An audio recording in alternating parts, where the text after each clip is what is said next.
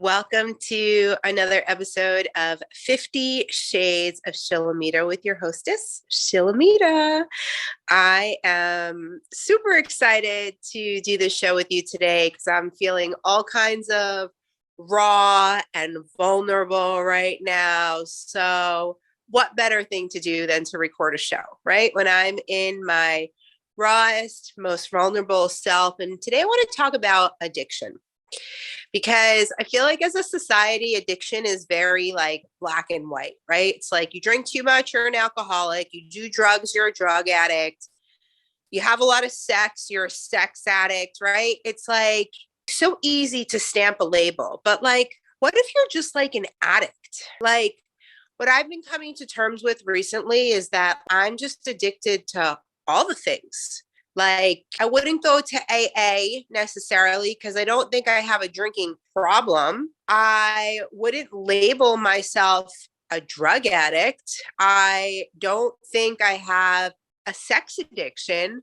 But if you were to come into my world and actually look at how I behave and watch my behaviors and watch what I do, you would see that I am an addict.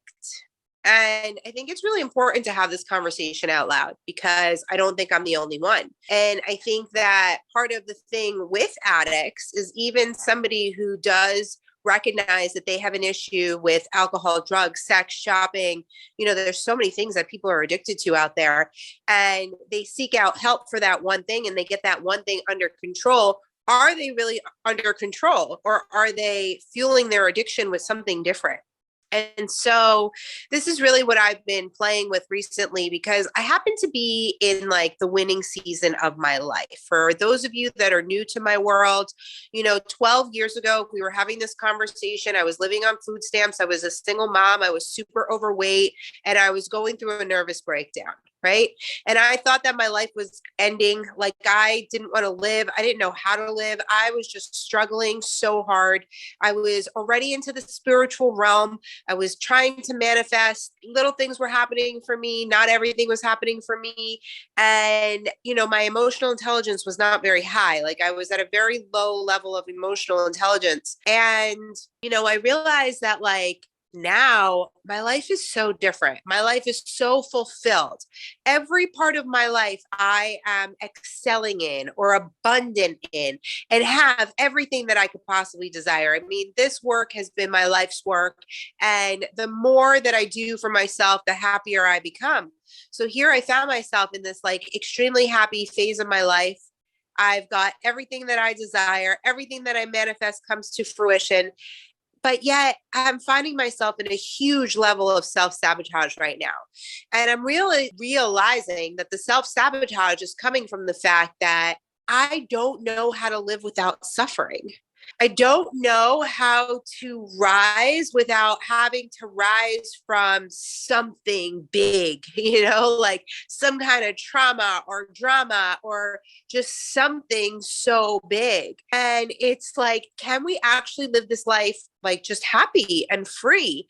And that's like my ultimate goal. And it's my ultimate goal in the work that I do is to help people to unlock that for themselves, right? To unlock this level of being happy and being free and being allowed to be happy and being free. And for most people, we're living imprisoned, right? We're imprisoned to our thoughts. We are imprisoned to our past. We are imprisoned to our husbands or our wives or our jobs or our parents, or like everybody's got some kind of shackles on them. And so I'm finally at a place of like true freedom. And it's weird. It's a weird place to be because I feel like I should be suffering, right? And so this year I chose the word strength as my word for the year. And as soon as the word came to me, I was like, can I get that back? Am I allowed to give that word back? Because strength is a word that comes with things to overcome, to test your strength. And so if we're allowed to be happy all the time, do we not have to overcome things in order to get to that happiness? So what I've found in my life is that if I'm not drinking too much, then I was taking drugs. And if I wasn't taking drugs, then I was shopping too much. And if I'm not shopping too much, then I'm having too much sex. And if I'm not having too much sex, then I'm overeating. And so here we are in a phase of my life where this year I've really committed to being seen. It is like, that's it. I need to be on camera. I need to be speaking, and I need to be seen because I've gotten really great at my written word, right? I'm a best-selling author. I am doing amazing with my books and with my posts and just pouring my heart and soul into my words. But the truth is that my words don't translate as well as my voice does. Like, I know and understand that there's something in my voice that unlocks something in someone else. But the truth is that, in being seen right now, it's like before my wedding in November, I was in the best shape of my life. I looked the best that I ever looked. And since the wedding, I managed to gain 15 pounds. And that is like, for some people, that might be like a norm, but for me, that's not normal. Normally, I fluctuate between 5 pounds, up 5, down 5. 15 is a lot. Granted, before the wedding, I did all the things that like I was always scared to do, right? I cut out alcohol for 5.5 months. I cut out sugar for 3 months. I cut out grains for probably 4 or 5 months. I really was working on my gut health. And what had happened is right before the wedding, I went for a couple of colonics and they made me feel so much better. And I was able to start eating crap. And then at the wedding, I drank. So I unlocked that part. And so I've been on a 2-month bender of drinking, eating sugar, grains, like all the things that I gave up. So I'm sure innately my body was just like, what the fuck is happening right now? Right. So it responded by gaining weight. But subconsciously, I think that the weight gain is coming because here I desire to be seen. And what better way to sabotage myself from being seen than to gain so much weight that like I don't want to be on camera, right? Which thank God that has not happened. And I don't feel that that is going to happen because I'm doing the work right now. This is the work, right? This is that unsexy work that you might see coaches and mentors and people talking about on the internet. It's like, this is the stuff that people don't want to look at. It's like, they just want to make the excuse like, oh, I gain weight, so I'm fat or I'm ugly, or like, it's my genetics, or, like I'm big boned, or like they'll make any excuse in the book than to actually like face the fact that no, this is happening because I'm sabotaging myself right now. I'm in a self-sabotage cycle, which has happened before. This is not new for me, right? And so I stopped drinking again. I'm on like 3 weeks of no drinking. And so if we bring it back to the addiction piece, it's like, well, am I really an addict? Or is it self-control? Is it balance? Because I haven't drank in 3 weeks and I'm totally fine. I don't think about drinking. I don't miss it at all. And it's like weird because the very first time I gave up alcohol was in 2020 for 30 days to do a diet. That was no alcohol, no sugar, whatever. And for those 30 days, I could not stop thinking about alcohol, could not stop thinking about drinking. Like I just wanted to have a glass of wine. And then I stopped drinking for 5.5 months and I was totally fine. I went through all of wedding season. I had my bachelorette party, I didn't drink. My bridal shower, I didn't drink. And then at the wedding, it was like I was so stressed out. Like my stress level was taken to the max. I asked for a cup of black coffee and the maitre d' brought me one of my signature drinks. And I was just like, fuck it. I'm just going to do it. Right. And then we went on vacation to our honeymoon. I was like, I just would love a pina colada. So I drank the pina colada times 3, and then it just started. And then the drinking snowballs into the eating. And then the eating snowballs into the self-loathing. And then the self-loathing, it just like is the snowball effect. So it's like, am I like an addict where I need to go to AA, Overeaters Anonymous, and I need to be in all these programs? Or is there healing that still needs to be done? It's this recognition and this awareness that is going to catapult me to the next level. Now, I don't have any issues with AA or Overeaters Anonymous or, the sex addict group or whatever. There's all these groups out there, right? And I feel like just like with any diet, whatever works for you.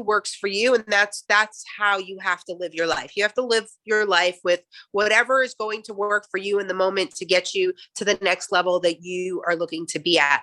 But this has been like a really amazing realization today. And I feel like my heart is cracked wide open because I was on a mentorship call earlier today and somebody admitted that they had a gambling addiction. And in her, sharing her truth, it made me realize that, like, well, I have addictions too. And then, she commented that not only does she have a gambling addiction, but she has an overeating addiction and a coffee addiction and all these other addictions, right? And so it's like, are we really addicts, or is this a coping mechanism that could be controlled, which I think that it can be controlled. Obviously, that's why we're having this conversation. But it's like, from where does this control needs to be let go of or healed or taken care of, right? So I'm going to spend the rest of the weekend doing a lot of work on forgiveness, forgiving myself, taking a look at shame and guilt, right? A lot of this stems from shame and guilt. A lot of it stems from a void. Like growing up, I had a void of love. I didn't feel as loved as I would have liked to have been. I didn't feel that I received love like I would have liked to have received it. So I think a lot of it stems from there. And really, for me right now, I think my biggest fear is this fear of the unknown, right? And like the unknown for me right now is this level of fame and success that I haven't hit yet. And like, I have already hit success. I've been very successful in my businesses. I've had a business where I made $500,000 in a year. I've reached a level of success where I am noticed. I am seen. I was spotted in an airport in Aruba. Somebody had my book. They knew who I was. So it's like, I've already had glimpses of these things that I deeply desire, but it has never been a complete constant for me. So the unknown for me is, can I live in utter success without having to sabotage, without having to come from a place of perseverance, right? It's like going from food stamps to first class. For those of you that are new to my world, there is a book out there that I wrote called From Food Stamps to First Class. And in that journey, it's like, it was overcoming, right? It was overcoming having no money to having money. It was overcoming being obesely overweight to being in my best body. It was overcoming all these things. So for this next phase of my life, can I possibly live life without having to overcome something? Like, can I just have success coming from a happy place? So I would love to hear from you guys. I would love to hear your thoughts, your opinions, what you're living through. So please feel free to use the comment section here so that we can communicate with one another. Find me on social media. I live on Facebook at Shilamida Cooperstein. I live on Instagram at 50 Shades of Shilamida. I live on Pinterest as Shilamida. And you guys can find me on YouTube at 50 Shades of Shilamida, and use the comment section. Let me know your thoughts. Let me know your feelings. Let me know what you think about all this, because I know I'm not the only one. And I feel like when we spark open these conversations, that's when like true magic happens. I love you. Thank you for joining me. Thank you for listening to me. Thank you for being on this journey with me. My greatest desire is for all of our wishes to come true, for all of us to do the healing work and to feel like we can be, do, have anything that we desire. I love you so much. Bye.